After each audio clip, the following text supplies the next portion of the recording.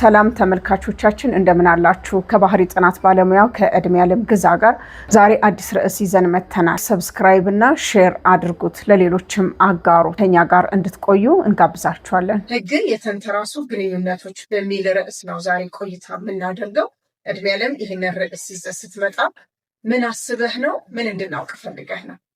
ልጆች የት እድሜ ላይ በየትኛው በኩል መማር እንዳለባቸው የትኛውን መርህ መከተል እንዳለባቸው እና የትኛውን እንክብካቤ እንዳጡት የትኛው ቦታ ትክክለኛ ትምህርት ቤታቸው እንደሆነ ወላጆች እንዲያውቁት ስለፈለኩ ነው ይሄንን ርዕስ ያመጣሁት ማለት ነው። ህግ የተባለው አእምሮ ነው። ወላጅ የሚያስብበት የትልቅነቱ ማንነት መገለጫ የሆነው አእምሮ ማሰብ ነው። ልብ የተባለው ደግሞ የልጅ ማንነት ያለው የፍቅር ማንነቱ ልብ ነው። ስለዚህ ግንኙነት በልብ ተወክላለች፣ አእምሮ ደግሞ በማሰብ ተወክሏል ማለት ነው በወላጅ ላይ። እነዛ ህግን የተንተራሱ ወላጆች ባህሪያት ምን ምንድን ናቸው? ወላጅ ራሳቸውን እዛ ውስጥ ሊያዩ ስለሚችሉ እስኪንዘርዝረው። ጥሩ ጥያቄ ነው። እንደውም መጀመሪያ እኔ እንዲያዩ የምፈልገው ከህግ ጋር የተገናኘው ያልኩትን የወላጆችን የትልቅነታቸው ማንነት የሚያመጣውን ችግር መጀመሪያ እናይና ከዛ ወደ መፍትሄዎቹ እንድንመጣ እድል ስለሚሰጠን ማለት ነው። ለምሳሌ የመጀመሪያው ህግን የተንተራሱ ወላጆች መገለጫ ባህሪያቸው አንዱ ጊዜ በማጣት ከልጆች ጋር አብሮ መቆየት ወይም ማሳለፍ አለመቻል ነው። ይሄ ምን ያደርጋል? ልጆቹን ስለ ወላጆቻቸው ያለውን የግንኙነት ትርጉም ያበላሸዋል ወይም ይቀይረዋል ወይም መጥፎ ያደርገዋል ማለት ነው። አንዱ ችግር ይሄ ነው። ስለዚህ ይሄ ምን ስለሆነ ነው? ወላጆች ትልቅ ስለሆኑ በስራ ብዙ ጊዜያቸውን ስለሚያሳልፉ ጊዜ ያጣሉ። ጊዜ ማጣት ብቻ ሳይሆን አእምሯቸው ልብ አይደለም የሚሰራው። የነሱ የሚሰራው የማሰብ ህጋቸው ነው እንጂ የማፍቀር ልባቸው አይደለም የሚሰራው። ስለዚህ የልጆቹ ደግሞ ትንሽ ሲሆኑ በተለይ የግንኙነት ልባቸው ስለሆነ የሚሰራው የልጆቹ ትርጉም ይበላሻል ማለት ነው። አንዱ እሱ ነው። ሁለተኛ ወላጅ ግጭትን እንደ ጦርነት ይቆጥረዋል። እንዴት ስለሆነ? ትልቅ ስለሆነ ነገሮች በትክክል እንዲሄዱ ስለሚፈልግ ማሰብን ስለተሸከመ ለልጆቹም ይሄው እንዲሆን ያስባል። ግን ትንንሽ ልጆች ሲኖሩን ይሄ መሆን አይችልም። በእድሜ ያሳያለሁ ከፋፍዬ ቆይቼ ግን ግጭትን እንደ መማሪያ የልጆች እንዴት ጥሩ ውጤት እንደሆነ አለማሰብ። ለምሳሌ ልጆች ምን ያደርጋቸዋል? የሚያጉረመርሙ ልጆች፣ ነገሮችን የሚገፉ የማይቀበሉ ሪጀክት የሚያደርጉ አይነት ልጆች ያደርጋቸዋል። ይህን ባህሪ ስናመጣ ማለት ነው። ሌላው ራስን ማስቀደም ልማድና ደንብ ሲሆን አንድ ቤት ውስጥ ለምሳሌ ለምንድን ነው እንደዛ የሚሆነው? ወላጆች የሚውሉባቸውና የሚሰሯቸው ስራዎች የራሳቸውን ስራዎች ቅድሚያ እንዲሰጡ የሚያደርጋቸው ነው፣ ግዴታ ነው። ይሄ ስለሚሆን ይሄ እንደ ህግ ሆኖ ቤታቸው እንደተቀመጠ አያውቁትም። ይሄ ሲሆን ልጆች ምን አድርገው ይወስዱታል? ፍቅርን እንደ ቅድመ ሁኔታ አስቀምጠው ነው ፍቅርን የሚጠብቁት እንጂ ዝም ብሎ ፍቅርን እንዳለ መውሰድ አይችሉም። ከዛ ምን ይዳብረባቸዋል?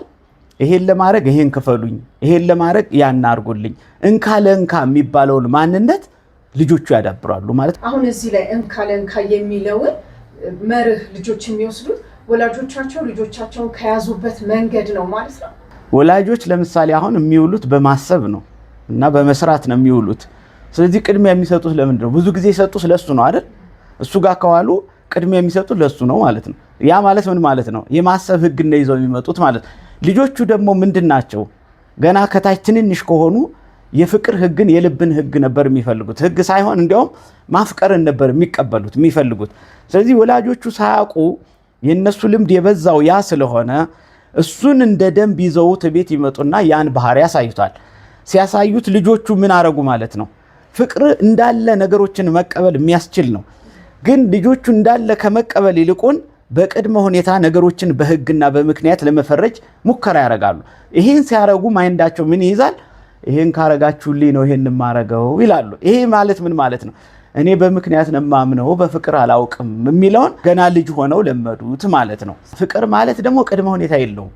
ለምሳሌ ሲወዱ መውደድ ነው እንጂ ይሄ ነገሩን ወድጃለሁ ይሄን እንግዲህ ሲያስተካክል እወዳለሁ አይባልም። ልጅ እንዳለ መቀበል እንዳለ መውሰድ ነው። ምንም አይነት ልጅ ቢሰጠው አንድ ወላጅ ልጁን እንዳለ ነው የሚቀበለው። አሁን ግን ምን ሆነ? ወላጅ ረጅም ጊዜ በስራ ላይ ስለሚያሳልፍ ህጎችን ነው የሚያውቀው፣ ከነ ምክንያቱ ነው የሚያውቀው። ስለዚህ ያን ሳያውቀው ቤቱ ይመጣና ከነ ምክንያቱ ነገሮችን ማስረዳት ይጀምራል። የሱንም ጉዳይ ቢሆን የግል ባህሪውንም የልጅንም ጭምር። ይሄ ሲሆን ልጆች ምን ያወቁ ማለት ነው? ቀድሞ ፍቅርን ይዘው እያለ በምክንያት ማመንን በጊዜ ለመዱት ማለት ነው። በጊዜ ሲለምዱት ምን ይሆናል ማለት ነው? ፍቅርን እንዳለ ከመውሰድ ከመቀበል ይልቁን በቅድመ ሁኔታ ውስጥ ይከቱትና ወንድምና እህቶቻቸውን ራሱ በህግ ውስጥ ይከቷቸዋል፣ ወላጆችን ጨምሮ። ከዛ ምን ያደርጋሉ? ጉቦኛ አይነት ይሆናሉ። ለምንድነው ይሄ የመጣው? ጥቅም ስለሚፈልጉ አይደለም። የሆነው ምንድነው? ምክንያትን ስለሚከተሉ ካላረክልኝ ለምን አረግልሃለሁ? ምክንያታዊ ናቸው። ይሄንን ህግ ወሰዱትና እንካለንካ ጉቦኛ ሆኑ ማለት ነው። ይሄ ግን እስከ ስንት ዓመት እድሜ ላሉ ልጆች ነው ትክክል የማይሆነው? ምክንያት የሚለው እስከ ስንት ለሆኑ ልጆች ነው? እስከ 12 ዓመት ላሉ ልጆች አስፈላጊ አይደለም። ምክንያት አያውቁም ማለት ነው? አዎ ገና የሚጀምሩበት ነው። ገና ከ8 ከ9 በኋላ ነው እነሱ ምክንያት በትንሿ የሚጀምሩት። ከ9 በኋላ ነው እንደው የሚጀምሩት። እስከዛ ድረስ ግን እነሱ ያን ስለማያውቁ በፍቅር ህግ ነው መመራት የነበረባቸው። እሺ መከልከል መፍቀድ ምናምን ስንፈልግ ታዲያ እንዴት ነው የምናደርገው? እሱን ቆይተን እናመጣዋለን። ስናመጣው ግልጽ ስለሚሆን ነው። ፍቅር ምክንያት አይፈልግም፣ እንዳለ መቀበል ነው። ስለዚህ ከታች ያለ እድሜ በተለይ እስከ 7 ያለ እንዳለ እንዲቀበሏቸው ነው የሚፈልጉት። መሆንም ያለበት ያ ነው። የሚያመጣልንን ጥቅሞች ቆይቼ ስለማመጣ ነው። ሌላው አሁንም ህግን የተንተራሰ ወላጅ ባህሪ ፍጹምነትና ውጤትን ይጠብቃል ቀድሞ። ፍጹምነት ከተጠበቀ ምን ማለት ነው? ህግ ቅድሚያ ስለመጣ ነገሮች ይሰፈራሉ፣ ይለካሉ፣ ምክንያታቸው ይታያል ማለት ነው። ውጤት ማለትም ምክንያቱን ጠብቆ ማሳየት ማለት ነው። አንድ ትንሽ ልጅ ደግሞ ይሄንን አይደለም።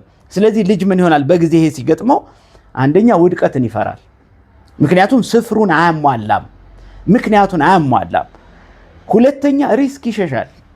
ከበድ ያሉ ሪስኮች፣ አደጋ የሚባሉ ያልተለመዱ ነገሮችን ይሸሻቸዋል፣ አቮይድ ያደርጋቸዋል እንጂ አይጋፈጣቸውም፣ አይማርበትም። ሌላ ደስታ ማጣትን እንደ ልማድ እንዲቆጥሩት ልጆቹ ያደርጋል።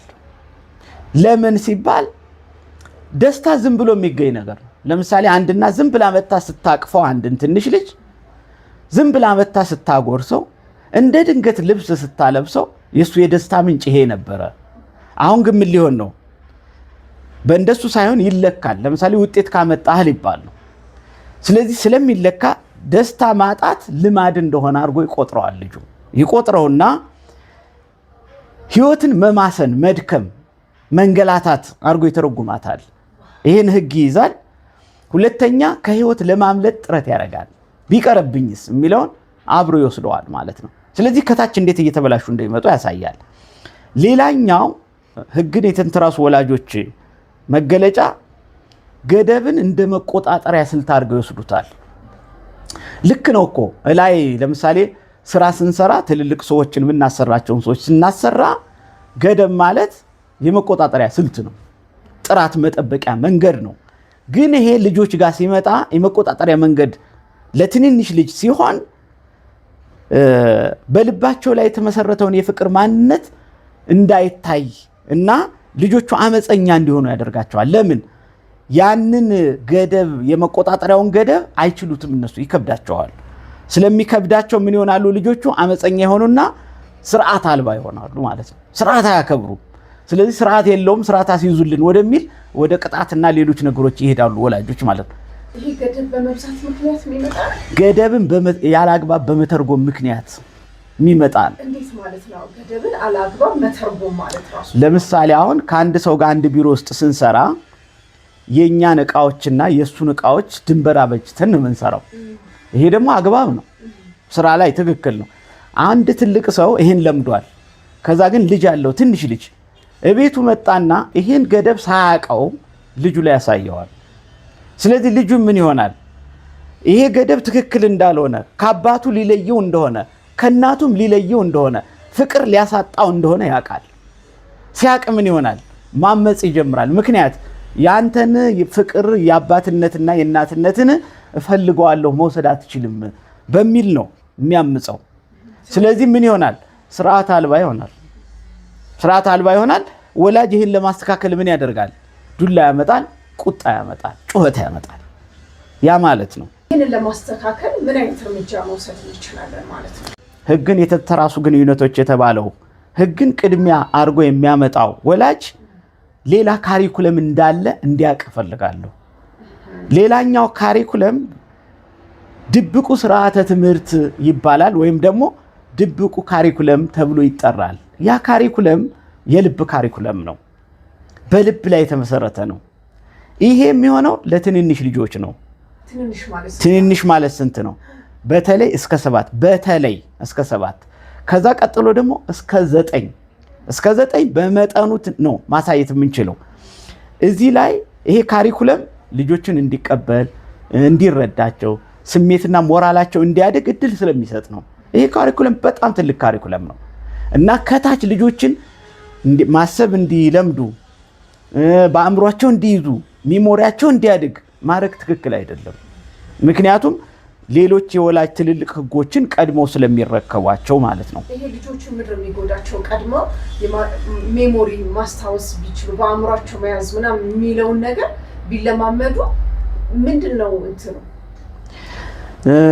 አንደኛ ለምሳሌ በአንድ ዛፍ መውሰድ እንችላለን። ቀጥሎ ማመጣውም ስለሆነ ጭምር ነው። አንደኛ አንድ ዛፍ ስሩ ሳይሰድ ግንዱ በሚገባ ሳይወጣ ቅርንጫፍ ቢወጣ ምን ይሆናል? መሸከም አይችልም። እሱ ብቻ አይደለም፣ ፍሬ ማፍራት አይችልም። ፍሬ እንዲያፈራ ስር መስደድ አለበት። ስር የሚሰደው በልብ ነው ማለት ነው። ለምሳሌ አንድ ዘር ዘራን፣ በራሱ እንዲያድግ አይጠበቅም። አንድ ዘር አንድ ፍሬ ምንድነው የሚደረገው? ውሃ እናጠጣለን፣ ምቹ አፈር እናቀርባለን፣ ፀሐይ እንዲያገኘው ስሩን እንከፋፍታለን። እንዲህ የምናደርገው ምን ስለሆነ ነው? በፍቅር እንዲያድግልን ስለፈለግ ነው። መሰረታዊ ነገር በስሩ ውስጥ እንዲመጣ ስለሚፈለግ ነው። ከዛ ግንዱ ራሱን ችሎ መብቀል ይጀምራል። ከዛ ቅርንጫፍ ያወጣል፣ ከዛ ፍሬ ያወጣል። አሁን ግን ምን አደረግን ማለት ነው? ፍሬውን አሁን ልየው አሉ ወላጆች። ፍሬው ገና ስር መቻ ወጣና ነው ፍሬ የምንጠብቀው ነው። በእድሜያቸው መሰረት የሚጠበቅባቸው ፍሬ የለም። ለምሳሌ አሁን የ3 ዓመት ልጅ እንደ 3 ዓመትነቱ የሚጠበቅበት ፍሬ የለም። ከታች እናየዋለን። አሁን ለምሳሌ አሁን እያንዳንዳቸውን እኔ ለምሳሌ አንድን ዛፍ እንውሰድና አሁን እንዳልኩት በትክክል እንዲገባን ስር አለው፣ ቅርንጫፍ አለው፣ ፍሬ አለው። እነዚህን ብቻ እንውሰድ ወይም አንድ ልጨምርበት። ስር አለው፣ ከዛ ግንድ ሆኖ ይበቅላል፣ ከዛ ቅርንጫፍ አለው፣ ከዛ ፍሬ አለው። እነዚህን እንመልከት ከልጆች ጋር እያገናኘን። ለምሳሌ ስርና ግንድን ከልደት እስከ 7 ዓመት ባሉ ልጆች ላይ አድርገን ነው የምንወስደው። ስርና ግንድ መጀመሪያ እዚህ ላይ የሚዳብረው ዋናው ነገር ስር ነው፣ ግንድ አይደለም። ግንድ በትንሹ ቆይቶ የሚዳብር ነገር ነው። መጀመሪያ ስር ይዳብራል። ከልደት እስከ 7 ዓመት ምንድነው የሚሰራው? እዚህ እድሜ ላይ በልጅ ላይ ሲሆን ስሜትና ሞራል የሚገነባበት መሰረት የሚጣልበት ነው። የልጆች ስሜት ማወቅ የሚችልበት፣ ማንበብ የሚችልበት፣ መተርጎም የሚችልበት እና በሞራል ደግሞ የሚገነቡበት ጊዜ ነው። ለምሳሌ አንድ አባባል አለ። ብዙ ጊዜ በክርስቲያን መጽሐፍ ቅዱስ ላይ አንድ አባባል አለ። ልጅህን በሚሄድበት መንገድ ምራው፣ ባደገም ጊዜ ከዛ ፈቀቅ አይልም ይላል። ይሄ የተባለለት ለዚህ መሰረት ለስሩ ነው። ይሄ የተባለለት ለልብ ነው። ይሄ የተባለለት እንዳለ ልጁን ስትቀበልና በአንደበት ያወቅከውን በመንገር በእውቀት ሳይሆን እየኖርክ ስታሳየው ልጅ በሚሄድበት ተመራ ማለት ነው እና ደግሞ ከዛ ፈቀቅ አይልም ነው የተባለው። ስለዚህ ቀድመን በእውቀት የሆኑ ነገሮችን ለልጆች አናስተላልፍም ማለት ነው። ምን እንደምናደርገው በልብ የሆኑ ዘንድ እኛ እየኖርን እናሳያቸዋለን። ቀጥሎ እኛ ያደረግነው እነሱ ያደርጋሉ። ለምሳሌ አሁን ይቅርታ በል እንደዛ አይባልም። ይቅርታ በል፣ አመሰግናለሁ በል። ይሄ እውቀት ነው። ምንድነው ማድረግ ያለብን? ይቅርታ እኛ ስንል ማሳየት ነው። ከዛ ይበለው አይበለው የሱ ድርሻ ነው። ኖሮ ይማረዋል። እኛን ስለሚያየን፣ እኛን ስለሚወደን፣ እኛ ደግሞ ህግ ስለማናመጣ እንዳለ ስለምንቀበለው ትንሽን ልጅ ይሄን እንዳለ ያሳየናል። ስለዚህ አመሰግናለሁ በል፣ ይቅርታ በል እንደዚህ አይባልም። ይሄን እንዳለ እኛ እናሳያለን፣ ልጁ እንዳለ ይወስደዋል። ይሄ ማለት ምን ማለት ነው? ልጅህን በሚሄድበት መንገድ ምራው፣ ባደገም ጊዜ ከዛ ፈቀቅ አይልም የተባለው ይሄ ነው። ፍቅር መስጠት እዚህ ላይ ለምሳሌ ያ ትክቱን ለምሳሌ ውሃ ያጠጣ ነው እኛ ነን። ገና ሲጀምር ውሃ ያጠጣ ነው እኛ ነን። ዝም ብሎ መቋቋም አይችልም። አፈር ያቀረብንለት እኛ ነን። አየር እንዲያገኝ ያደረግነው ስሩን እየከፋፈትን እኛ ነን። ልጅም ይሄን ይፈልጋል፣ ልብስ ይፈልጋል፣ ምግብ ይፈልጋል፣ መታቀፍ ይፈልጋል፣ መጫወት ይፈልጋል። ይሄን ያለምንም ገደብ በሚፈልግ ጊዜ ሁሉ በጠየቀ ጊዜ ሁሉ እናቀርባለን እና ግን መልካምነታችንን በዛ ውስጥ እናሳያለን። ስናሳይ እሱ ምንድነው የሚሆነው? ያን መልካምነት ራሱ እላው ላይ ይዞት እናገኘዋለን። ስለዚህ ምን ሆነ ማለት ነው? ስሩ ስር ይሰዳል፣ ግንዱም ግንድ ያወጣል ማለት ነው እኮ። ስለዚህ ልጁ ይሄን ሲሆን ምን ይሆንልናል? የስሜት ደህንነት የተጠበቀለት ነው። ምክንያቱም አንቆጣውም፣ ምን አንለው፣ ትምህርትም የለም፣ ምክርም የለም። ለራስ ያለው ግምት በጣም ትልቅ ይሆናል፣ በጣም ትልቅ ይሆንልናል። ሞራሉ ይገነባልናል። ያለምንም ቅድመ ሁኔታ የሚፈቀርበትና ደህንነቱ የሚጠበቅበት ስለሆነ አስተማማኝ ግንኙነት መሰረትን ይባላል። በሁለቱ መካከል በወላጅና በልጅ መካከል ማለት ነው። ለምሳሌ ምንም ነገር እንዳለ ያለ ተቃውሞ የሚማሩበት ጊዜ ስለሆነ ነው። ስለዚህ ይሄ በጣም ጥሩ ግንኙነት፣ በጣም መሰረት ያለው፣ በጣም ንቅንቅ የማይል ግንዱ ወፍራም እንዲሆን እንዳይቀጭጭ የሚያደርግልን ነው።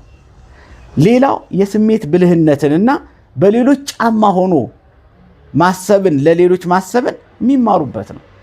እስከ 7 ዕድሜ ባላቸው yes አዎ። ስለዚህ ይሄ ማለት ምን ማለት ነው? አንደኛ ስሜታቸውን የነሱ መምራት ይችላሉ፣ ስሜታቸውን መቆጣጠር ይችላሉ፣ መግለጽ ይችላሉ፣ መተርጎም ይችላሉ። ሌላ ወላጆቻቸው ማንበብ ይችላሉ። እስከ 7 ዓመት ነው እያወራ ያለሁት። እና የሌሎች ጫማ ውስጥ ገብተው እነሱን መረዳትና ማወቅ የቻሉት በስሜት በፍቅር ነው፣ በህግ አይደለም። ልዩነቱ እዚህ ጋር ነው። በህግ አይደለም። እንዲህ ልክ አይደለም፣ እንዲህ ልክ አይደለም የሚል ነገር ካመጣን ይሄ አይሰራልንም። ለምሳሌ ከጨዋታ ጋር በተያያዘ አሁን ብዙ ጊዜ የሚማሩትም የሚወዱትም የሚያስፈልጋቸውን ጨዋታ ነው አይደለ? ሲጫወቱ እዚህ ጋር እየተጫወተ ነው እንበል። ከዛ ተጫውተ ስታበቃ የተጫወትክበትን መጫወቻ አንስተህ ሰብስበህ ቦታው ላይ አስቀምጥ። ይሄ ፍቅር ነው? ህግ ነው ወይስ መባል ነው የሚለው? አይደለም። ይሄን አስቀምጥ ምናምን አይደለም የምንለው። እኛ ጨዋታውን አምጣንና ዘረጋን። ከየት እንዳነሳ ነው አየ፣ የት እንዳስቀመጥ ነው አየ፣ እንዴት እንደተጠቀምንበት አየ። ከዛ እኛ የተጠቀምነውን ነው እሱ ሲያደርግ የቆየው። ከዛ እኛንን ጠቅልለን የምናስቀምጠው። ከዛ ምን ይሆናል? ይሄንኑ ከኛ የተማረው ይሆናል። ከዛ በኋላ ትተነው እንሄዳለን አውቀን። ከዛ ምን ያደርጋል? እሱ ራሱ እቃውን ይጠቀልላል እና ቦታው ላይ ያስቀምጣል። ለምን? ጨዋታው እኮ ያለ ህግ ነበር፣ በማፍቀር ነበር፣ በሱ ፈቃድ ነበር። ሲደክመውም ትተነዋል እኮ። እንዲህ ስለሆነለት ይሄን አከብርም ብሎ ማሰብ የዋህነት ነው። ስጋታችን የኛ ነው። በህግ ማይንድ ስለምንመራ ነው እኛ እንደሱ የምናረገው። ይሄ ሲሆን ምን ይሆናል? ደግነትን አብሮ ይማራል። ደግነት እዚህ ጋር ነው የሚመጣው። ስሜቶቹን መለየት አብሮ ይማራል። መቀበልን አብሮ ይማራል። ለኛ ማሰብን አብሮ ይማራል ማለት ነው። ይሄ አሁን ስር ስለሆነ አይገለጥም ማለት ተገልጦ አይታይም። ስራውን አናየው ማለት አሁን እዚህ ጋር አሁን አንድ ተክል አለ፣ ስራ አለው። ስሩን አይደለም የምናየው፣ ግንዱንና ቅርንጫፉን ነው። ስለዚህ ልጆቹ ማጋራት፣ ማካፈልን፣ መውደድን፣ ማፍቀርን ምናምን ስር ላይ ስለሆነ በህይወታቸው ውስጥ አሁን እዛ ጋር ተገልጦ ማየት እንችላለን። አዎ ማየት የማይቻለው ያልተናገሩትን ብቻ ነው። ሊናገሩት አይችሉም። እሱን ማየት አይቻልም ካልሽ ልክ ነው። እሱ አይታይም፣ በድርጊትን ያሳዩታል። እኛ ለምሳሌ መጫወቻቸውን ስንጫወት ቆይተን ጠቅልልና አስቀመጥ፣ እነሱ መጡ፣ ሌላ ቀን ተጫወትንበት፣ ትተነው ሄድ፣ አነሱት። ይሄ ምን ማለት ነው? አይታይም ማለት ነው? ይታያል። ምክንያቱም ጠቅልለው አነሱና ቁጭ አደረጉት እኮ በተግባር ያሳያሉ። ግን አብራራልኝ ቢባል ሊያብራራ አይችልም። ለምን? በማይንድ አልባሰለም፣ በሐሳብ አልበሰለም፣ ህግ አልተሸከመም። ስላልተሸከመ ይሄን አያብራራም። እንዲያብራራም አንፈልግም፣ እኛ አንፈልግም። ስለዚህ እዚህ ላይ ምን ይመጣልናል? ሞራልን መሰረት ምንጥልበት፣ ሞራል ያለው ነውርና ነውር ያልሆነን ይለየዋል። በዛ በድርጊታችን ነው የሚለየው፣ በንግግራችን አይደለም። መዋሸትና ማታለል የማይኖርበት ጊዜ ነው ይሄ። ለምን? ወላጅ አይዋሽማ። ሲጀመር በአንደበቱ አያስተምርም። ሲጀመር ያስተማረው እኮ በተግባር ነው። ስለዚህ ደግሞ ወላጅ አይዋሽም፣ ልጁን አይዋሸውም። በትክክል ነው የሚያስቀምጠው፣ በትክክል ነው የሚሰበስበው። ልጅ ይሄንን ነው ያደርጋል፣ ያየውን ነው የሚያደርገው። ይሄ እስከ 7 ዓመት የሚሆንልን ነው ማለት ነው። ስሩ ደግሞ እኛ የምናሳያቸው ነገር የምንነግራቸው ነገር ሳይሆን የምናሳያቸው የምንኖረው ህይወት የዛ ነጸብራቅ ነው ስር እየሰደደ የሚሄደው የሚል ነው ያሳየህንና ስትገልጠው ግን ስርና ግንድ ብለህ ነው። ግንዱ የቱ ጋር የታየው ማለት ነው? በጣም ጥሩ። አሁን ሁሉንም ነገር ግንዱ ላይ አሳዩንም። ግንዱ የሚታየው ነገር ነው ሲያረጉት በተግባር እኛ ካረግን በኋላ እነሱ የሚያረጉት ነገር ነው ግንዱ ነው። ግን ደግሞ በተግባር ደግሞ እንደሱ ማያሳዩት ነገር አለ። ምን ሆኗል ማለት ነው? ወደ ታች ሄደው ስሩ እሱ ነው ማለት ነው። ሲጀመር ግንዱ ላይ ያሳዩን ነገር እኛ ማየት የቻልነው እኛ ያረግነውን ያረጉት ነገር ያ ማለት የሚታየው ነው ማለት ነው። እነሱ ማሳየት የቻሉት ነገር ነው ማለት ነው። ግንዱም የታየው ከስር በያዘው መሰረት ላይ መሰረት አድርጎ ነው ማለት ነው። ስሩ ረጅም እንደሆነ የሚያሳየን ግንዱ ረጅም መሆኑ ነው አይደለ? ስለዚህ አሁን የሚቀጥለውን ስናይ አሁን ከስር ወጣን፣ ግንድን አየን። ግንድ ላይ በተግባር ያሳዩን ነገር አለ። ከግንድ ደግሞ ቅርንጫፎች ይመጣሉ። ስለዚህ አሁን ምን ይሆናል ማለት ነው? ሁለተኛው ደረጃ ምን ይሆናል? ግንድና ቅርንጫፍ ያለው እድሜ ይመጣል ማለት ነው። እሱ ከ8 እስከ 13 ዓመት የሚሆነው ነው። ዋናው ባህሪ ፈቃድ ነው። የግል ፈቃድን መጠቀም መቻል፣ የራስን ምርጫ ማክበር መቻል የሚጀምረው ከ8 ዓመት ጀምሮ ነው እና ካራክተር ብለው የሚጠሩት በእንግሊዝኛ ወይም መለያ የሆነው ማንነት የሚመሰረተው ከ8 እስከ 13 ዓመት ነው። በዚህ እድሜ ትልልቅ ነገሮች ነው የሚከሰቱት። አንደኛ መወሰን በጣም የሚችሉበት እድሜ ነው። ወድቆ መነሳት ማገገም የሚማሩበት ጊዜ ነው። በጣም ቁልፍ ጊዜ ስለሆነ እዚህ ጋር የሚሰራ ስህተት በእድሜያቸው ሁሉ ስህተት ሆኖ የሚቀጥልበት እድል ሰፊ ነው። ሙያተኛ ይፈልጋል። ስለዚህ እዚህ ጋር መሳሳት ባይቻል ነበር ጥሩ። ስህተት ይኖራል ግድ ነው፣ ግን እዚህ ላይ መሳሳት ብዙ አይፈቀድም። ምንድናቸው እዚህ ላይ ልንሳሳት የምንችላቸው ነገሮች ምንድናቸው? ልንሳሳት የምንችላቸውን ሳይሆን የማንሳሳታቸውን አምጥተን ከዛ የምንሳሳተው ምን እንደሆነ አብሬ ያሳያለሁ። ለምሳሌ ለዚህ ምሳሌ ያመጣሁት እኔ የፈሰሰ ውሃ አይታፈስም የሚለውን ነው። በጣም አጽንኦት ልሰጠው ስለፈለኩ ነው እሱን ያመጣሁት። ወራጅ ውሃ የሚፈሰው ለአንዴና ለመጨረሻ ጊዜ ብቻ ነው። አንድ ወራጅ ውሃ የሚወርደው አንዴ ብቻ ነው፣ ከዛ አይመለስም። ይሄ አጽንኦት መስጫዬ ነው እንጂ ፍጹም ማለት አይደለም። እና እሱን አብረው ወላጆቹ እንዲያስቡት ስለምፈልግ ነው። ወላጅ መሳሳት የሌለበት ነገሮች የልጆቹን አይደለም። ከዛ አሁን እዚህ ላይ ምንድን ነው የሚሆነው? አንደኛ አሁን ቅርንጫፍ ማውጣት ጀምሯል ከግንዱ ላይ። አሁን ቅርንጫፍና ግንድ ነው ያለው። ግንዱ በመጠኑ እነሱን አብቅሎ ወደ ላይ ከፍ ማለቱ ይህን እድሜ እንደወለደው ያሳየንና ከዛ ግንድ ላይ ግን ወደ ጎን ቅርንጫፎች መመስረት ወይም መውጣት ይጀምራሉ። ያ ማለት ከ8 እስከ 13 ዓመት ያለው እድሜ ነው። እንግዲህ አንዴ አይበቅልም። ከ8 እስከ 13 ስለሆነ 8 ላይ ግንዱ ቅርንጫፍ ለማውጣት ሙከራ እያደረገ ሲያሳይ ቆይና 9 ላይ እያሳየ ይሄዳል። 10 ላይ እያለ እንደዚህ ከፍ እያለ ነው የሚሄደው። ስለዚህ እዚህ ጋር ምንድን ነው የሚመጣው? ልጆች ኃላፊነት መውሰድ የሚጀምሩት እዚህ ጋር ነው። ራስን መቆጣጠር የሚጀምሩት እዚህ ጋር ነው። ራሳቸውን ይቆጣጠራሉ እዚህ ጋር። አሁን ለነሱ መተው ሙሉ በሙሉ ሳይሆን እድል መስጠት የሚጀመርበት ጊዜ ነው፣ በኃላፊነት እንዲወስዱት። ለምሳሌ እዚህ ጋር ይሄን ባናረግ ምን ይሆናል? ስህተት ብለሽ ቅድም የጠየቅሽኝ ለምሳሌ ጀምረው አይጨርሱ። በጣም አንድ ትልቅ ችግር የሚመጣው እዚህ ጋር ከታች በትክክል ካልመጣ አሁን እዚህ ጋር ፈቃዳቸውን ስለሆነ መጠቀም የሚጀምሩት ምን ይሆናል? ይጀምሩና ያቋርጣሉ። ሁለተኛ ሰነፍ ይሆናሉ፣ አይሞክሩም፣ ይሰለቻቸዋል። ደካማ ልማዶች ይኖሯቸዋል፣ ተደጋጋሚ የሆነ ልማድ። ሌላ መብቴ ይጫወታሉ። መብቴ ነው እንደዚህ ማድረግ፣ መብቴ ነው እንዲህ፣ መብቴ ነው። አሁን ይሄ እነሱ አይደለም፣ ይሄ ህግ መሸከሚያ ጊዜ አይደለም።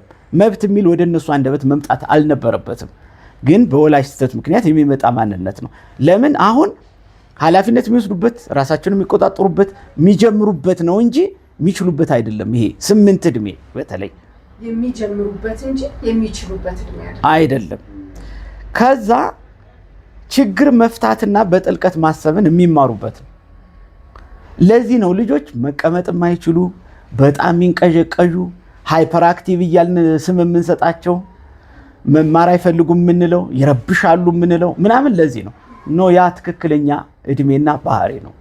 ትክክለኛ ባህሪ ነው። ችግር ለመፍታት ብዙ መሳሳት አለባቸው። በጥልቀት ለማሰብ መውደቅ መነሳት አለባቸው። ማበላሸት አለባቸው። ማጥፋት አለባቸው። ይሄን እኛ በህግ እንገድባቸዋለን። ለምን ስነ ምግባር በሚል እናመጣና እናስረዋለን። ይሄ እነሱን የሚችሉበት ጊዜ ስለሆነ ነው። ሁለተኛ ተቀበል ብለን እንላቸዋለን። ለምሳሌ አንዳንድ ነገር ተቀበል ይሄን ብለን ስናመጣላቸው ለምን ብለው ይጠይቃሉ። ትክክለኛ ጥያቄ ነው ይሄ። እነሱ የራሳቸውን ነገር የሚያውቁበት የራሳቸውን መንገድ የሚከተሉበት ጊዜ ስለሆነ ባለቤቱ እነሱ ስለሆኑ ለምን ማለት አለባቸው፣ ለኃላፊነት እንዲበቁ ማለት ነው። እና የነሱ ጥያቄ ትክክል ነበረ። ከዛ ይሄ ሳይሆንላቸው ሲቀር ይሄ ሲከለከሉ መላምታቸው ደካማ ይሆናል። ይህን ካረኩል ቀጥሎ ምን ይሆናል ሲባል ማይሆን ነገር ነው የሚመልሰው። ስለዚህ ሌላኛው በጭፍን ይስማማሉ። ምንድነው ለየው ብቻ ሳይሆን ዝም ብለው ጨፍነው ይስማሙናል።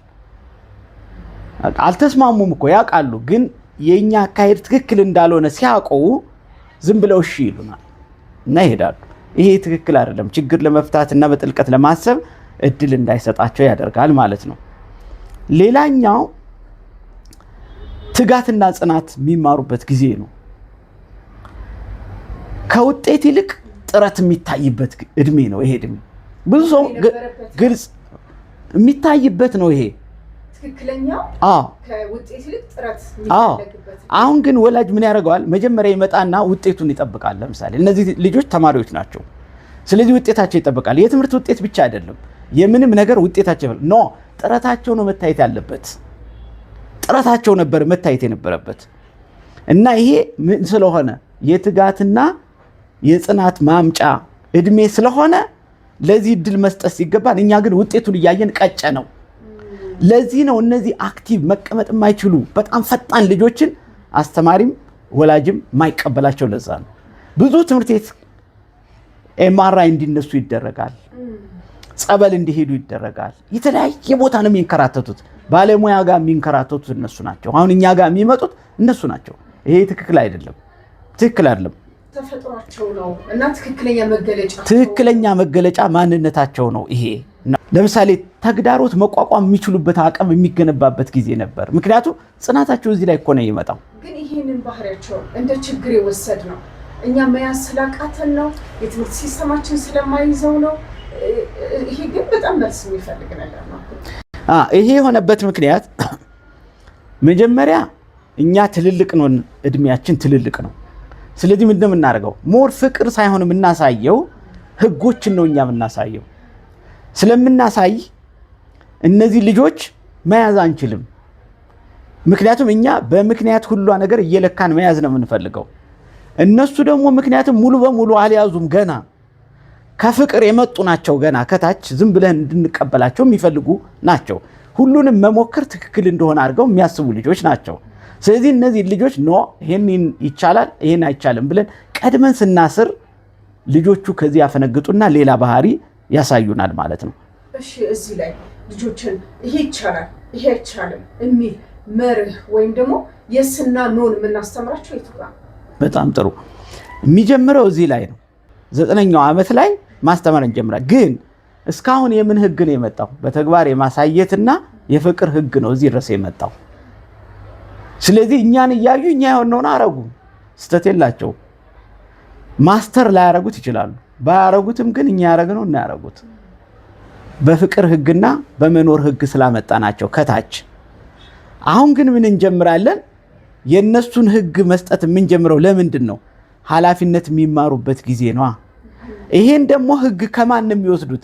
ከኛ አይደለም የሚቀበሉት። መጀመሪያ ከራሳቸው ነው የሚቀበሉት። ይሄ ልክ አይደለም የሚለውን ኃላፊነት ወስደው ወድቀው ሲነሱ ይጽፉታል እነሱ። ከዛ በኋላ እኛ ህግ ብንነገር ይቀበሉናል፣ ያከብሩታል፣ አይጥሱትም። መጀመሪያ ግን መቅደም ያለበት የማን ህግ ነው? የነሱ ህግ ነው። እነሱ እድል ማግኘት ያለባቸው ኃላፊነት ለመውሰድ፣ ራስን ለመቆጣጠር፣ ችግርን ለመፍታት፣ ሐሳባቸው ጥራቱን ለማየት፣ ትጋታቸውን ለመቁጠር ምን ማድረግ አለባቸው? እነሱ መሞከር አለባቸው። እነሱ እድል ማግኘት አለባቸው። ይህ ሳይሆን ቀርቶ ነው ልጆቹ ብዙ ነገር ቶሎ ያቋርጣሉ። ለምሳሌ ይሏቸዋል እነዚህን ፈጣን ልጆች፣ አሁን እነዚህ ያልኳቸውን ልጆች ብዙ ትምህርት ቤት በቃ እኮ ትንሽ ደቂቃ መቀመጥ አይችልም፣ ትንሽ ደቂቃ መገልበጥ አይችልም፣ ትንሽ ደቂቃ ምናምን የሚሉት ነገር አለ። ኖ መጀመሪያ የነሱ ነገር ቅድሚያ ቦታው ላይ አልመጣላቸውም ነበር። ውድቀትን ይፈራሉ። እነዚህ ልጆች ሲጀምር መጋፈጥ የሚችሉ በጣም ፈጣን ልጆች ነበሩ። ነገር ግን ውድቀትን እንዲፈሩ ያደረግነው እኛ ነን። ቀድሞ ህጋችንን ስላመጣን እኛ በዛ ህግ ስለምንኖር ማለት ነው። ወላጅነት የሚፈትነው እዚህ እድሜ ላይ ነው። አሁን የሚቀጥለውን እድሜ ማየት እንችላለን። የሚቀጥለው እድሜ ከመሄዳችን በፊት ከሁለቱ እድሜዎች በጣም ብዙ ነገር የሚጠበቅብን የትኛው እድሜ ላይ ነው? በጣም ብዙ ነገር ደግሞ የምንሳሳተው የትኛው እድሜ ላይ ነው? በጣም የምንሳሳተው ይሄ ሁለተኛው ግሩፕ ላይ ነው። ያ ማለት ከ8 እስከ 13 ያለው እድሜ ላይ ነው በጣም የምንሳሳተው። ብዙ ጊዜ የሚፈልገው ከታች ያለው ነው። ብዙ ስራ ይፈልግ የነበረው ከልደት እስከ 7 ዓመት የነበረው ጊዜ ነበረ። ስር የሚሰዱበት ጊዜና ግንድ የሚያበቅሉበት ጊዜ የነበረው ነበር። ወሳኝ ታይም ያ ነበር። ግን ብዙ ስህተት እዚህ ላይ የሚመጣው ለምንድን ነው? አንደኛ ከታች የተሸረፈው አለ። ያ የተሸረፈ ደግሞ ዳብሮ ነው የሚመጣው። ሁለተኛ ደግሞ ወላጅ ራሱ የዳበረ ነው በህግ። ስለዚህ እዚህ ጋር ሲመጣ ስህተቱ ቁልጭ ብሎ ነው የሚታየው የወላጅ። ስለዚህ ልጆቹ ምን ይሆናሉ? ስህተታቸው ምን ሆነ ማለት ነው? በዝቶ ነው የሚታየን ለኛ። ግን ልጆቹ ልክ ነበሩ። አመጻቸው ነው ጎልቶ የታየን አንደኛ ወላጅ የበዛ የዳበረ የማሰብ ህግ ስላለው፣ ሁለተኛ ከታች መስራት የነበረበት ስሩ ላይ ሳይሰራው ስለመጣ ተደምሮ ስራ ስለበዛበት፣ ሶስተኛ ልጆቹ ስለሚያምፁ ነው የኛ አይደለም ብለው ስለሚሉ ማለት ነው። ሌላኛው እድሜ ቅርንጫፍና ፍሬን የሚወክለው 14 ዓመትና ከዛ በላይ ያለው ነው። ቅርንጫፉ ለምንድነው የዳበረ ስለማይሆን እየዳበረ ስለሄደ ነው አብሮ የተካተተው እዚህ ውስጥ። እና የፍሬ እድሜ ነው ይሄ እድሜ። በተለይ ከ15 ዓመት በኋላ የፍሬ እድሜ ነው። ግን ቅርንጫፉ የጸና አይደለም ስላልሆነ እሱንም እዚህ ውስጥ ያካተትኩት ለዛ ነው። እና ይሄ እድሜ በዋናነት የሚታወቀው በምርምርና ክህሎትን በማዳበር ነው የሚታወቀው።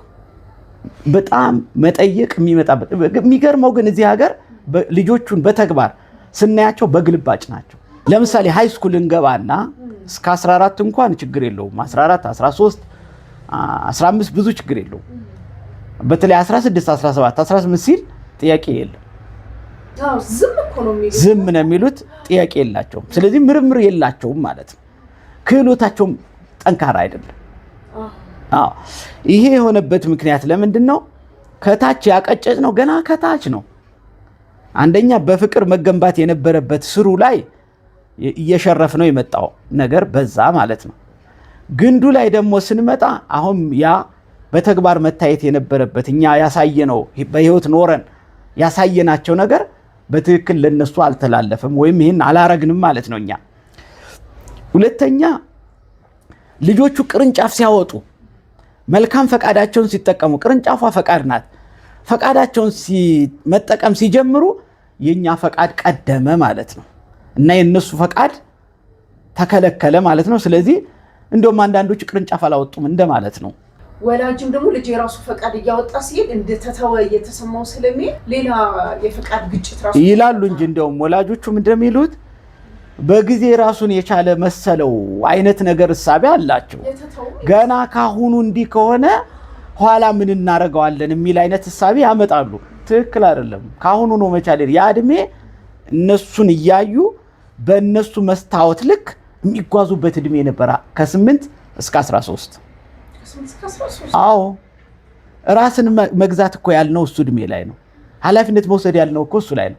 ችግር መፍታት እኮ ያልነው እሱ እድሜ ላይ ነው። በጥልቀት ማሰብ እኮ ያልነው እሱ ላይ ነው። ትጋት ያልነው እሱ እድሜ ላይ ነው። ጽናት ያልነው እኮ እሱ እድሜ ላይ ነው። እሱ ላይ ትንሽ ጅማሬዎችን የሚያሳዩበት አይደለም።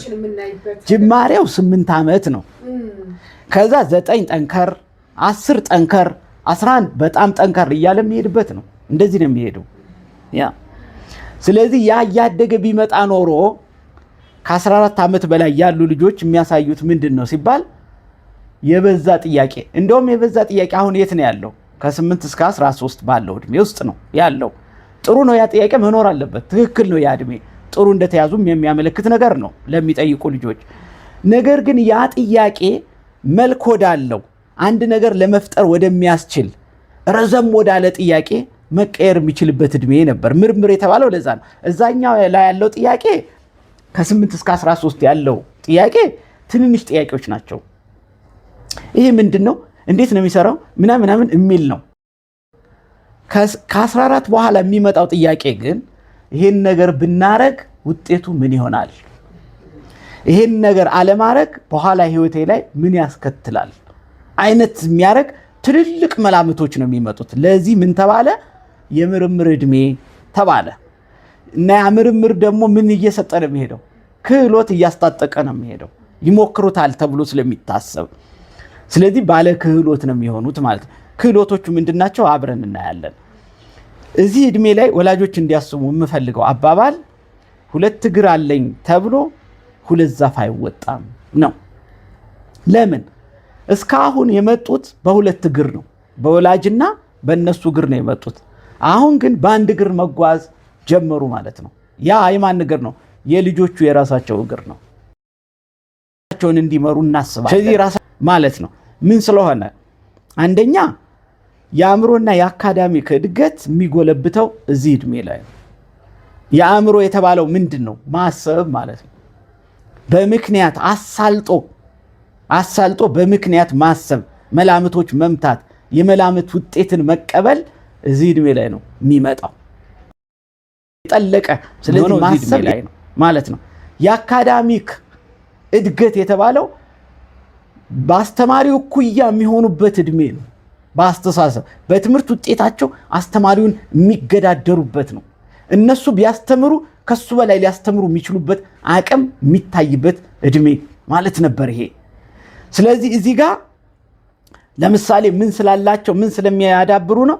ጉጉትና ፍላጎት የሚዳብሩት እዚህ እድሜ ላይ ስለሆነ ነው። ከ14 እድሜ ይጀምራል ማለት ነው። ስለዚህ እዚህ እድሜ ላይ በጣም ሁሉን ለማወቅ ይሞክሩታል፣ ያነባሉ፣ ሰው ይጠይቃሉ፣ ይመራመራሉ እና ደግሞ የግል ፍላጎታቸው ዝንባሌያቸው ወዴት መሄድ እንዳለባቸው ምናምን የሚያውቁበት ጊዜ ነው። ለዚህ እኮ ነው ሙያ የሚመርጡት። ለምሳሌ አሁን ሙያ ሳይሆን ካታጎሪ የሚመርጡት የሳይንስ ተማሪ ነህ፣ የሶሻል ነህ፣ አንተ የተፈጥሮ ሳይንስ ተማሪ ምናምን እየተባለ የሚባለው ለዛ ነው። ፍላጎታቸው እዚህ ጋር ስለሚጀምር ነው። ግን የሚያሳዝነው ነገር እዚህ እድሜ ላይ ይህን የሚያሟላ ወላጅ ስላልነበረ ወይ ስለሌለ እዚህ ሀገር የሚመጡ ባህሪያቶች የሚከተሉት ናቸው። ለምሳሌ አመፀኛ ይሆናሉ። ጥቂቶች አመፀኛ ይሆናሉ። ይሄ እኛ በትክክል ስላላመጣን የመጣ ችግር ነው። ሁለተኛ ዝለት አላቸው፣ ሰነፍ ናቸው። ንቁ አይደሉም፣ አይሳተፉም። ተመልካች ነገር ናቸው፣ አክቲቭ አይደሉም፣ አይሳተፉም። ይሄ በእኛ ድክመት ምክንያት የመጣ ነው። ይደክማቸዋል። እንደውም ማስረጃ ልስጣቸው። የሃይስኩል ተማሪዎችን ስልጠና ስንሰጥ ብዙ ጊዜ ዛሬ ጠዋት ስትነሱ ስሜታችሁ ምን ነበር የሚል ጥያቄ ጠይቃለሁ። እኔ ስጠይቅ ሁሉም በአንድ አይነት ድምፅ ምንም የተለየ ተማሪ ሳይኖር በጣም በሚያሳዝን ሁኔታ የሚሉት እንደገና መተኛት ነው የሚሉት። ተነስተው መሄድ አይደለም የሚፈልጉት፣ እንደገና መተኛት ነው የሚሉት። ይሄ በእኛ ስህተት የመጣ ችግር ነው። የእድሜያቸው ማንነት ሁሉ ተደርጎ እስከሚቆጠር ድረስ ከሆነው እንጂ በአስተዳደግ ስህተት የመጣ ማንነት ተደርጎ እኮ አይቆጠርም። አውቃለሁ እሱን። ሌላኛው እዚህ ላይ እዚህ እድሜ ላይ እንጠብቅ የነበረው የተለየ ክህሎትን በልዩነት ማሳየትና ፈጠራን መቻል እንጠብቅ ነበረ። በዚህ እድሜ የሚጠበቅ ነው። የተለየ ፈጠራ እዚህ እድሜ ላይ ነው የሚገኘው። የሚገርመው ብዙ ሰው የሚጠብቀው ከ8 እስከ 13 ዓመት ባለው ላይ ለምን ትንንሽ ሙከራዎች ያሳያሉ። ወላጅም ጥሩ ይሻላል ማለት ነው እዛ እድሜ ላይ እና ልክ ነው፣ ትንንሽ ያሳያሉ። ግን በጣም የሚያምር ፈጠራ መስራት የሚችል መተግበር የሚችል ነገር መምጣት የሚችለው እዚህ እድሜ ላይ ነው። ፈጠራ ምን ስለሚሆን ልጆቹ ከታች የመጡት ማንነታቸው በትክክል ከተሰራ ቅርጽ የሚይዙበትና ራሳቸውን የሚገዙበት እድሜ ይሄ ስለሆነ ነው። መልክ ያለው ነገር መልካቸው የሚወጣበት እና የሚታይበት ራሳቸውን ደግሞ የሚገዙበት የሚመሩበት እድሜ ስለሆነ ነው። ይሄ ባለመሆኑ ምን ይታያል ሲባል እዚህ ሀገር በእኛ ሀገር ተማሪዎች ላይ የሚታየው ነገር የበዛ መርሃ ግብር ነው የሚታየው። ምን ማለት ነው? ይሄን ይሞክራሉ፣ ያን ይሞክራሉ። ትንንሽ ሙከራዎች አሁን የቀን ፕላናቸውን ብታዩት በጣም ነው የሚያሳዝነው። አላቸው ቢሞክሩ አሉ። ሊስት ቱ ዱ አይነት ነገር ነው የሚያስቀምጧቸው በጣም ብዙ። ለምሳሌ አሁን የተሻልን የሚሉ ተማሪዎች ለዛው ምን እንደሚያደርጉት ለምሳሌ ኮምፒውተር የሆነ ቦታ ይሰለጥናሉ፣ ሙዚቃ ሌላ ቦታ ይገባሉ፣ ስፖርት ሌላ ቦታ ገብተዋል፣ ትምህርት ደግሞ እንደዚህ ምናምን ይሞክራሉ። ሌላ ደግሞ እንደዚህ ይሄ ቪዲዮ ምናምን ስላለ አሁን ላይ ሶሻል ሚዲያው ስላለ ያ ደግሞ አሁን ሶሻል ሚዲያም ይሰራሉ፣ ብዙዎቹ ይሰራሉ እና ቢዝነስ ይሰራሉ፣ ብር ያገኛሉ። በነገራችን ላይ ብዙ ወላጆች ማያውቁት ነገር እዚህ ላይ ሃይስኩል ያለ ተማሪ ብዙዎች ቢዝነስ ይሰራሉ። እንዴት ነው የሚሰሩት ነው?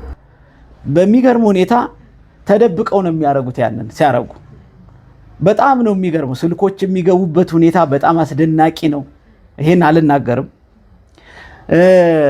ሌሎች ቢዝነስ የሚሰሩበት ሁኔታ በጣም አስደናቂ እና እጅግ የሚገርም ነገር ነው። የሚበሉ ነገሮች የሚገቡበት ሁኔታ እጅግ የሚያስደንቅ ነገር ነው። ለዛውም ሱሶችን ጨምሮ ማለት ነው። ይሄ ግን የሆነው ወላጅ ልጆችን መረዳት ስላቃተው ነው። በትክክለኛ መስመር ስላላመጣ ነው። ዘመኑ ነው። እኔ አንዳንዴ የዘመኑ ተጽዕኖ ራሱ በጣም ልጆቹ ላይ ትልቅ ነገር ያመጣም ይመስለኛል። ግን ምንድነው እንደዚህ እንዲሆን ያደረገው ነገር? ዘመን እንደተሸካሚው ነው። ዘመን እንደሚሸከመው ሰው ነው። ከባድ ነው ሊለው ይችላል፣ ቀላል ነው ሊለው ይችላል፣ ክፉ ነው ሊለው ይችላል፣ ምናምን ሊል ይችላል። ኑሮ ድሮ ቀረም ብለን እናውቃለን። እንደሱ አይደለም ላይፍ፣ እንደዛ አይደለም። እንደሚሸከመውና እንደ ወላጁ ዝግጁነት ነው የሚወሰነው። ስለዚህ ሲያመጣም ስተት አለው፣ የሰራው ስተት አለው፣ አሁንም ሲይዝ ስተት አለው። ያ ስለሆነ ልጆቹ ምን ሆኑ? በቃ ጥሩ ሆኖ ለመታየት የበዛ መርሃብ ግብር አሁን ለነሱ ምን ያደርግላቸዋል?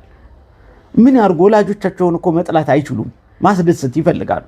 አስተማሪን መጣላት እኮ አይፈልጉም እኮ። የተለያየ ነገር ይሞክራሉ። ሁለት ነገ እኮ ትልቅ ሰው መሆን ይፈልጋሉ። የተሻሉ ሰዎች መሆነው መታየት ይፈልጋሉ እኮ። በጊዜ እኮ ቢዝነስ የጀመሩት ለዛ እኮ ነው። ይህን እኮ የሚያደርጉት ለዛ ነው። ሱስም የጀመሩት እኮ ስለከበዳቸው ነው።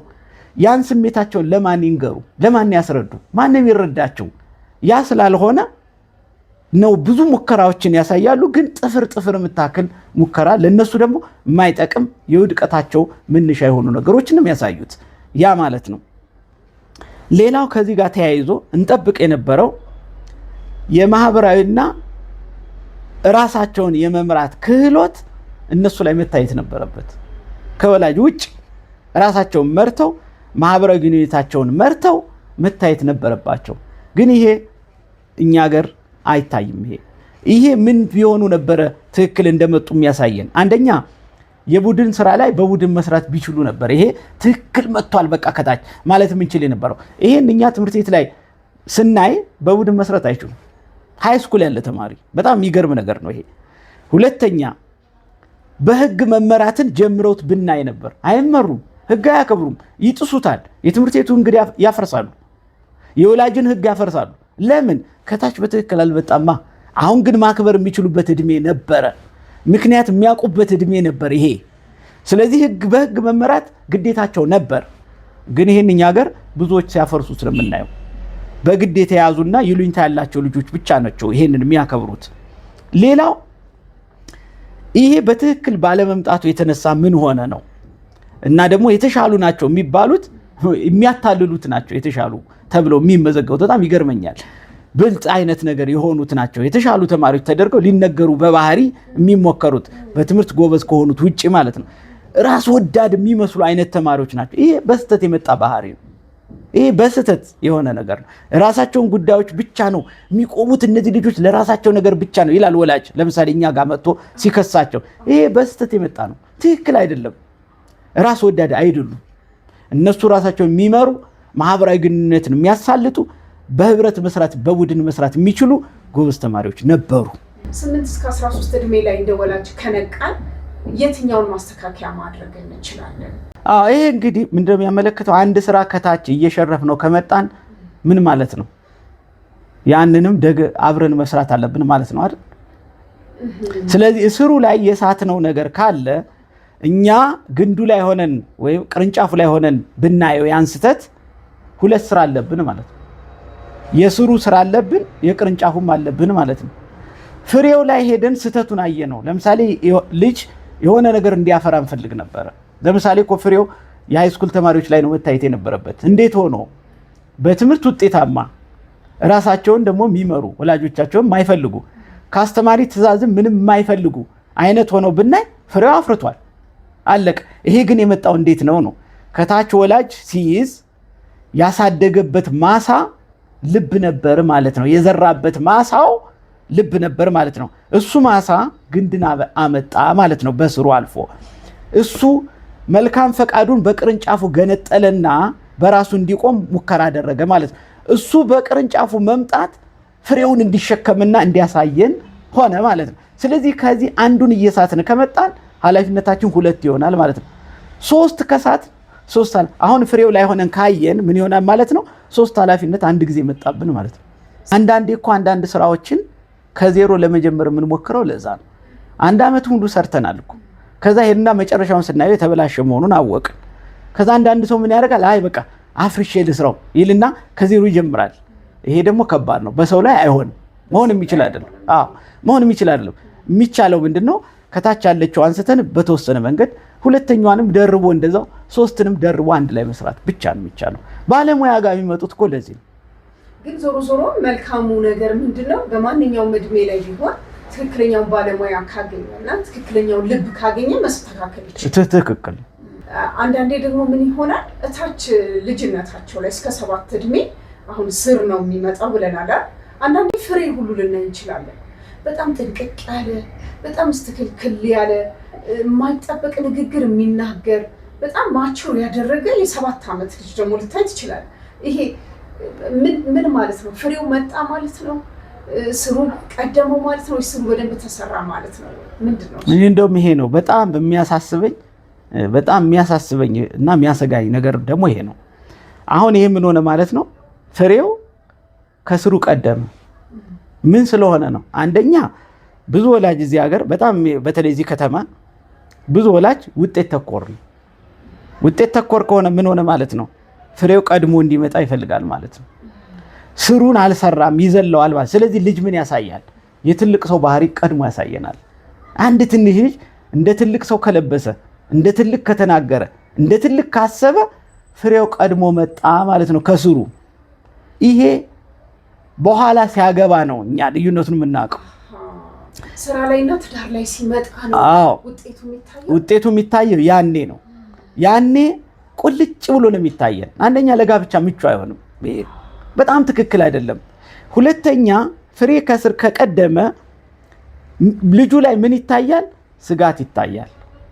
ለምንድን ነው? ቀድሞ የትልቁን ሰው ባህሪ ያሳየው ትክክል ለመሆንና ስጋት ስላለው ነው እኮ ያን ያሳየን እኮ። ሁለተኛ ያታልላል። ሐቀኛ መሆን አይችልም። በነገራችን ላይ ከ8 እስከ 11 ዓመት ያሉ ልጆች አይተሽ ስለሆነ እነሱ እድሜ እኮ አንድ ዕቃ ይሰብራሉ። ሰብረው እኔ አይደለሁም አይሉ፣ እኔ ነኝ ነው የሚሉት። እኛ የምንፈልገው እሱን ነው። እሱ ትክክለኛ ባህሪ። እነዚህ ግን ኃላፊነት ቀድመው የወሰዱ በተለይ የመጀመሪያ ልጆች ብዙዎቹ ምን እንደሚያደርጉት ለወላጅ ምቹ ናቸው፣ ኃላፊነት ይወስዳሉ፣ ይሉኝታ አላቸው፣ ግን ይዋሻሉ። ተደብቀው የሚያደርጉትን ግን አናውቅም። ወጣና የሚሉት ለምንድን ነው? ተረት ይላል እኮ ብዙ ሰው። ወጣና እንደ ሸንበቆ የሚሉት ለምንድን ነው? ስናምናቸው ዲሲፕሊን እንዳላቸው እያወቅን ግን ሌላ ቦታ አገኘናቸው ነው። ውስጣቸው ያ ውጫቸውና ቅድሚያ የወሰዱት ማስመሰልን ተማሩ ከወላጆቻቸው። በእድሜው ያልመጣ ነገር አንደኛ ውሸት ነው፣ ሁለተኛ ማስመሰል ነው። ምክንያቱም አሁን የአባትን ማይንድ ለአንድ ለ6 ዓመት ልጅ ብሰጠው ልጁ ውሸታም ነው፣ አስመሳይ ነው እና ስጋት አለበት። ለምን? ያንን የአባቱን ሕግ ማሟላት አይችልም። ግን እኮ ይሄ ለወላጅ ምቹ እኮ ነው። ወላጅ በጣም ደስ ይለዋል እኮ በጣም በትንሽነት እድሜ ፍሬ ማየት ሲጀምር ሰላም የሆነ ይመስለዋል። ከጭቅጭቅ የተገላገለ ይመስለዋል፣ ቤቱ ያረፈ ይመስለዋል እና ውጤታማም የሆነ ይመስለዋል። ስህተት ነው ማለት ነው። ለምን መሰለሽ ሁሌ ፍሬ ያሳስታል። ፍሬ ያሳስታል። ሁሌ ፍሬ በጣም አሳሳች ነገር ነው። ፍሬውን መውሰድ ነው የምንፈልገው፣ መድከም አንፈልግም፣ ሂደቱን መጠበቅ አንፈልግም። ስለዚህ ፍሬ ስለሚያሳስት ነው ወላጅ ፍሬውን ሲያየው በጊዜ እኔን ሆነልኝ፣ ስራዬን ጨረሱ፣ አጠናቀቅኩ ብሎ ኖ ትክክል አይደለም። ኋላ ጉዳት አለው፣ ኋላ ችግር አለው፣ ኋላ ተወቃሽ ነው። ትክክል አይደለም። እሱ ስለሚሆን እንዲያውም ልጁ የሚነግረን ተልኮ እንደሌለው ነው የሚያሳየን። ለምን የሱ ተልኮ የሚታየው በሱ እግር ልክ ነው እንጂ የሱ ተልኮ የሚታየው በአባቱ እግር ልክ አይደለም። ልዩነት እኮ ያ ነው። ስለዚህ ይሄ ልጅ በእግሩ ልክ አያድግም ማለት ነው እና የሆነ ጊዜ ይወድቃል ማለት ነው። በጣም የሚያሳዝን ነገር ነው። ይሄ ብቻ እኮ አይደለም የሚሆነው፣ በርካታ የአእምሮ ህመሞች የሚመጡት በዚህ ምክንያት ነው። ለምንድን ነው መሰለኝ? ለምሳሌ አሁን ያ የተሰጠውን ህግ መቋቋም ሲያቅተው ምን ሊያደርግ ሊዋሽ ነው አይደል? እና ያን ደግሞ ወላጅ የማወቅ ዕድል እንኳን ኖሮት ቢሆን አንድ ነገር ነበር፣ ቶሎ ያስተካክልለት ነበር። ወላጅ ያን የማወቅ ዕድል አይኖረውም፣ ስለሚዋሽ ስለሚያስመስል። ምክንያቱም ከሚጠበቀው ጎደላ ስለሚጎል። ስለዚህ ምን ይሆናል? አንዛይቲ የሚባለው ዲፕሬሽን የሚባለው ስኪዞፍሬኒክ የሚባለው የተለያየ አእምሮ ለዚህ እኮ ተጋላጭ ሊሆን እኮ። ስለዚህ ድነታቸውን መርሳት የለብንም በፍጹም ይላል እኮ ብዙ ሰው። ልጅ ነው ይላል። ትክክል ነው። ልጅ ነው፣ እንደ እድሜው ነው። ልጅ ነው፣ አለቀ። ምንም አይነት ቢሆን እንዳንሳሳት እሱ ስለሚያስፈልግ፣ ስለዚህ ይሄን ያመጣብናል ማለት። ይህን እሱ ብቻ እኮ አይደለም፣ ፍሬ ያለ ቅርንጫፍ የሚመጣበት ጊዜ አለ። እዛው ግንድ ላይ ፍሬ የሚመስል ነገር የሚያሳይ ተክል እኮ አለ። ብዙ ተክል እኮ አለ። የግድ ቅርንጫፍ አውጥቶ አይደለም ፍሬ የሚያሳየው። ግን ቅርንጫፍ ካልወጣ ፈቃዱ አልሰራም። የልጁ የአባት ፈቃድ ነው እየሰራ ያለ፣ የእናት ፈቃድ ነው እየሰራ ያለው ማለት ነው እኮ። እኛ ቅርንጫፍ እንዲያወጣ እንፈልጋለን። ቅርንጫፍ ሳያወጣ ፍሬ እንዲሰጠን አንፈልግም። ግን ብዙ ሰው ፍሬውን ይዞ ከመጣ ይቀበለዋል፣ ያጨብጭብለታል። ኖ ይሄ ፍሬ የእሱ አይደለም። ቅርንጫፉ ፈቃዱን ነው የሚወክለው። ስለዚህ ከፈቃዱ ላይ ነው ውጤት መታየት የነበረበት። ቅርንጫፉ ፍሬ እንደሚታየው ግንድና ስሩ ልብን ነው የሚያመለክተው። ህግ የለበትም። መቀበልን የሚያሳይ ነው። አንደርስታንድ ማድረግን፣ ቅድመ ሁኔታ አለማስቀመጥን፣ ዝም ብሎ መታዘዝን፣ ትህትናን፣ ርህራሄን የሚያመለክት ነው ግንዱና ስሩ። ቅርንጫፉ ፈቃድ እየሰራች መሆኗን እና በራስ መቆምን፣ በራስ መወሰንን፣ በራስ ችግር መፍታትን፣ የራስን ህይወት በራስ መፍታት መጀመርን የምታመለክት ናት። ነፍስ ማወቅ ምንለው ሆኗል። አዎ ነፍስ አወቀ ማለት ራሱን ገዛ ማለት ነው። ከዛ ከሱ ላይ የሚመጣው ፍሬ ትክክለኛ ፍሬ ነው ማለት ነው። ያ ፍሬ ማን ነው ሲባል አእምሮ ነው። ያ ፍሬ ማለት የአካዳሚኩ ትምህርት ቤት ነው። የአካዳሚኩ ትምህርት ቤት ላይ ነው። በተለይ የአካዳሚክ ትምህርት ቤት ምን ስለሆነ ነው? የህግ ትምህርት ቤት ነው። የወላጅ ትምህርት ቤት ምንድን ነው? የልብ ትምህርት ቤት ነው። ስለዚህ ልጅን እስከ 13 ዓመት የሚያስተምረው ወላጅ ነው እንጂ ትምህርት ቤት አይደለም። ከ13 ዓመት በኋላ ግን የትምህርት ቤት ፍሬ ይባላል። ትምህርት ቤቱ ግን የሚያፈራው ምን ሲሆን ነው? የሚያፈራው ወላጅ ከታች በልብ በደንብ ኮትኮቶ ካመጣ፣ ከላይ አስተማሪ በእውቀት በማይንድ በማሰብ ሲይዘው ምን ይሆናል?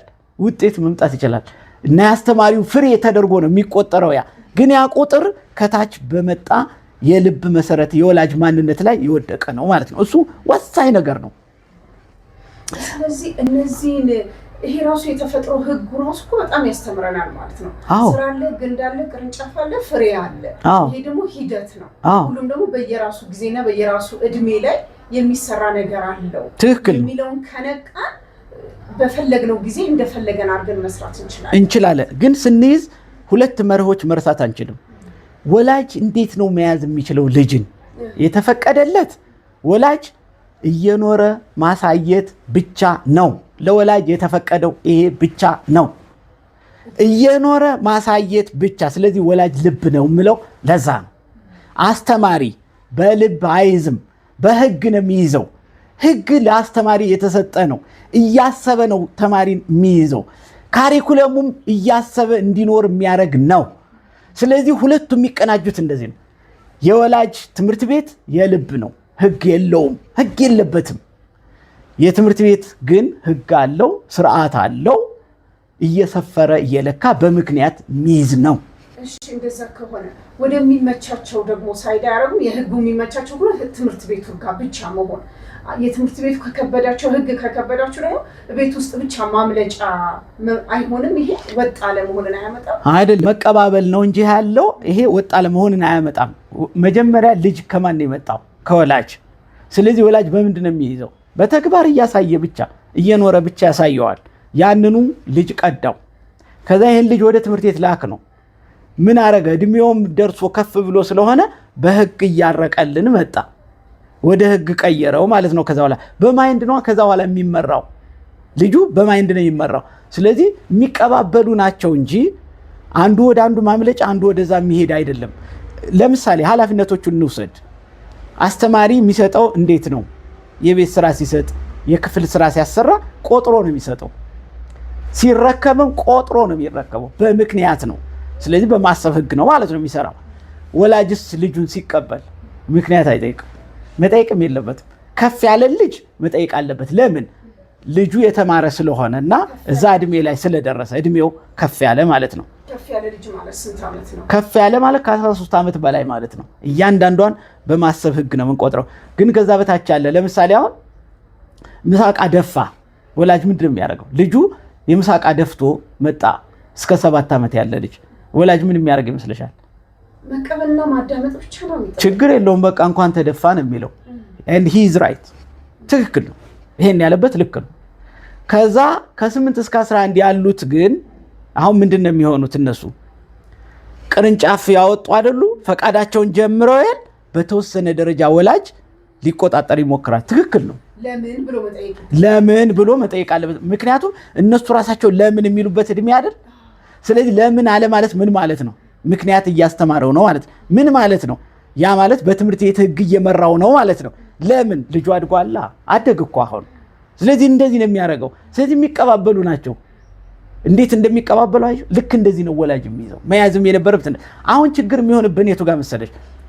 ለምሳሌ አንድ ወላጅ አንድ ልጅ ኬጂ ያስገባና በትምህርት ጎበዝ ናት ይለናል። ይሄ ፈጽሞ ስህተት ይሆን ነገር። እኛ በትምህርት ጎበዝ እንዲሆኑ አይደለም ኬጂ የሚገቡት፣ መንግስትም አላለም እንደዛ። እዛ የሚገቡት የእነሱን እኩያ እንዲያዩና ተመሳሳይ ጨዋታ እንዲሰሩ ቡድን መስራት እንዲችሉ እና በልብ እንዲያዙ ነው ሴት የተቀጠረላቸው። ወንድ የማይቀጠረው ለዛ፣ ወንድ የማይመጣው ለዛ ነው። የማሰብ ህጉ ትልቅ ስለሆነ ነው። ሴት ግን እንደ እናት በደንብ ስለምትይዝ ሩህሩህ ስለሆነች ስለምትረዳቸው ኬጂ የሴት አስተማሪ ሆነው ለዛ ነው። እስከ 7 ዓመትም እዛ የሚቆዩት ለዛ ነው። 7 ሲሆኑ ወደ 1ኛ ክፍል የሚገቡት ማለት ነው። ስለዚህ ያ ነው። ሌላው ግን ከዚሁ ጋር ተያይዞ ምንድን ነው ፍሬ ያለ ቅርንጫፍ ቢመጣስ ነው። ግንዱ ለቅ ፍሬ ብናይ ምን ማለት ነው ነው? በጫና ምክንያት የመጣ ውጤት ስለሆነ የልጁ ታለንት ወይም ተሰጦ ይሸረሸራል፣ ይሞታል። የሚሞትበት ነው። 2 ስነ ምግባር አይኖርም። ስነ ምግባር አይኖርም። ግንድ ላይ ፍሬ ያለው ስነ ምግባር የለውም። የውሸት ቦታ ላይ ነው የመጣው ፍሬው። ትክክል አይደለም። ፍሬው መታየት የነበረበት ቅርንጫፍ አውጥቶ ራሱን ከለየ በኋላ ፈቃዱን ካወቀ በኋላ እሱ ላይ ያፈራው ፍሬ ነበረ ተቀባይነት ማግኘት የነበረበትና እሱ አይኖርልንም። ስለዚህ ስንጨቃጨቅ ነው የምንኖረው ማለት ነው። የውሸት ውጤት ነው የምናየው። አንዳንድ ፍሬዎች እኮ ፍሬ አላቸው፣ ስንከፍታቸው ምን አይነት በጣም ትንሽ መበላት የማይችሉ የማይረባ አይነት ነገር ነው የአትክልት የምናየው። ልክ እንደዛ ነው የሚሆንብን። ይሄ ነው የሚሆንብንና ይሄ ትክክል አይደለም። ትልቅ ነገር ነው ያየነው። ስርን፣ ግንድን፣ ቅርንጫፍን፣ ፍሬ በየራሳቸው ቦታ ማየት በጣም ትልቅ ለህይወታችን ትልቅ ትምህርት እንደሆነ ይሰማኛል። ስለዚህ ወላጆች በየልጆቹ እድሜ ላይ ምን ማድረግ ይጀምሩ? እንደ መፍትሄ የምጠቁመው ነገር ካለ እንደ መፍትሄ እንደውም አባባሎችን ጨምሬ ማሳየት ነው የምፈልገው።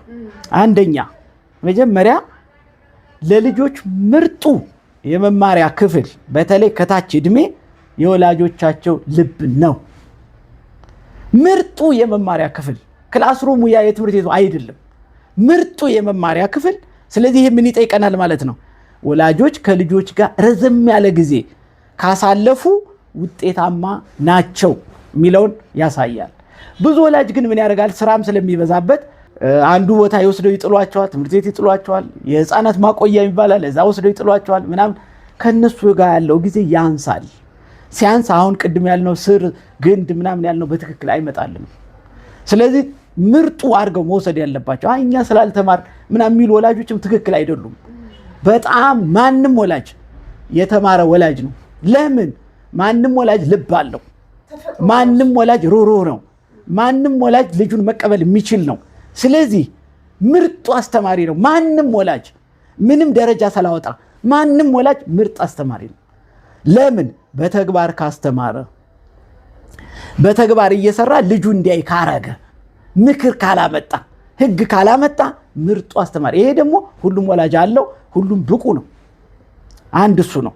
ሁለተኛ ለትንንሽ ልጅ በተለይ ግጭት የህብረት በር ናት እንጂ መለያያ ጦርነት አይደለችም። ግጭት ማለት ልጁን የምናቅበት ልጁ ራሱን የሚያቅበት እንዲያ የሚያደርገው ህብረት እንዲፈጥር እድል የሚሰጠው መግቢያ በር ነው የህብረት። እንደሱ ካልመጣ እሱን አያየውም። ለምሳሌ አንድ ልጅ አልተጋጭም፣ በጣም ስርዓት አለው፣ በጣም ይሉኝታ አለው፣ በጣም ምናምን አለ፣ እሱን አያውቅም፣ ራሱን አያውቅም። ከዛ በኋላ ምን ይሆናል? የሆነ ጊዜ ይፈነዳብናል።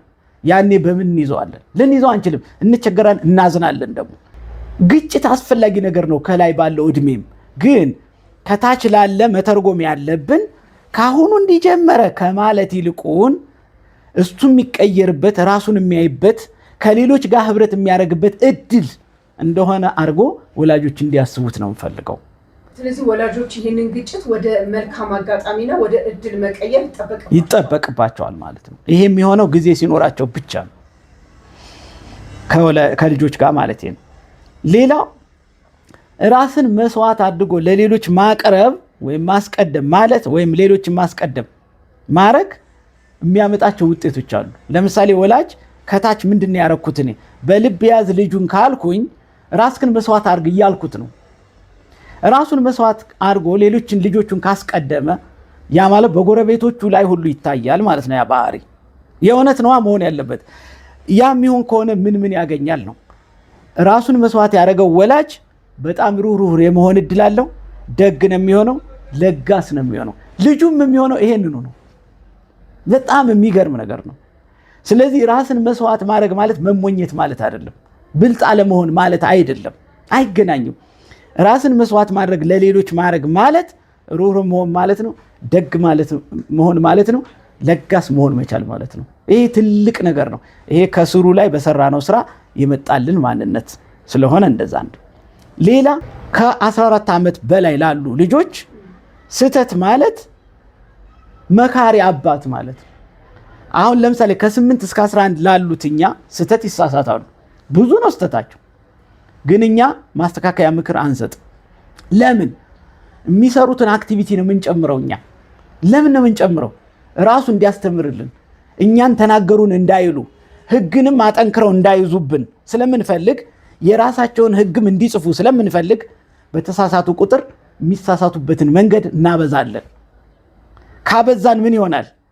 እነሱ የእነሱን ህግ እንዲማሩበት ከራሳቸው ጋር ቆመው እንዲነጋገሩ እድል ስለሚሰጣቸው።